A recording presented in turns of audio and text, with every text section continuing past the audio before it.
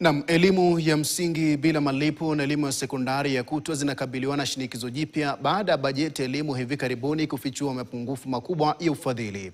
Hali hii inaleta wasiwasi kuhusu uwezo wa kudumisha pia mpango huu muhimu wa kijamii kwa muda mrefu.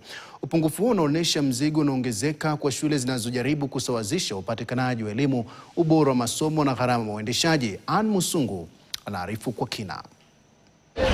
Mgawanyo huu mpya wa fedha unafuatia zoezi la kitaifa la uhakiki lililolenga kuondoa wanafunzi na taasisi hewa. Ukaguzi huo ulikusudiwa kuboresha uwazi na ufanisi katika utoaji wa fedha. Ulithibitisha kuwepo kwa wanafunzi milioni 3.2 katika shule za sekondari, milioni 2.9 katika zile za sekondari msingi na wanafunzi milioni 4.8 katika shule za msingi. Awali, waziri wa elimu Migos Ogamba aliwaambia wabunge kuwa zoezi hilo lingehakikisha kila mwanafunzi anapata ufadhili sahihi na wa kutosha. Hata hivyo, takwimu za bajeti ya nyongeza zinaonyesha tofauti na kauli hiyo, zikifichua kuwa bado kuna upungufu wa fedha unaoathiri mipango na utoaji wa elimu. Shule za sekondari za kutwa ndizo zilizoathirika zaidi. Bunge liliidhinisha shilingi bilioni 54.8 sawa na takribani shilingi 16,845 kwa kila mwanafunzi, ilhali kiwango kinachopendekezwa ni shilingi 22,000. Kwa mahitaji ya jumla ya shilingi bilioni 78.5, sekta inakabiliwa na upungufu mkubwa wa shilingi bilioni 26.6. Shule za sekondari msingi zinakumbwa na changamoto kubwa zaidi wakati huu wa utekelezaji wa mtaala wa CBE.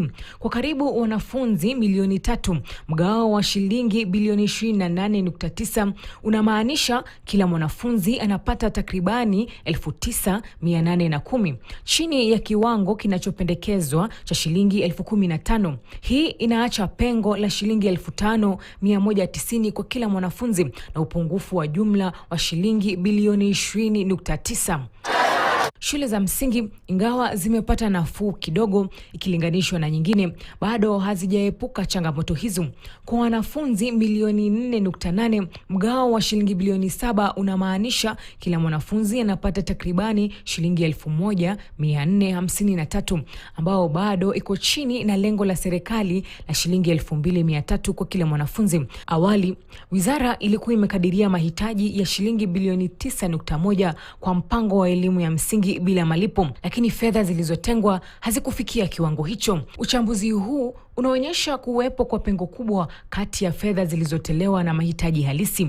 Shule zinaendelea kujiendesha chini ya shinikizo la fedha, jambo linalozua maswali iwapo ahadi za ufadhili zinaweza kutekelezwa au ni makadirio tu ya kiutawala yasiyoendana na uhalisi.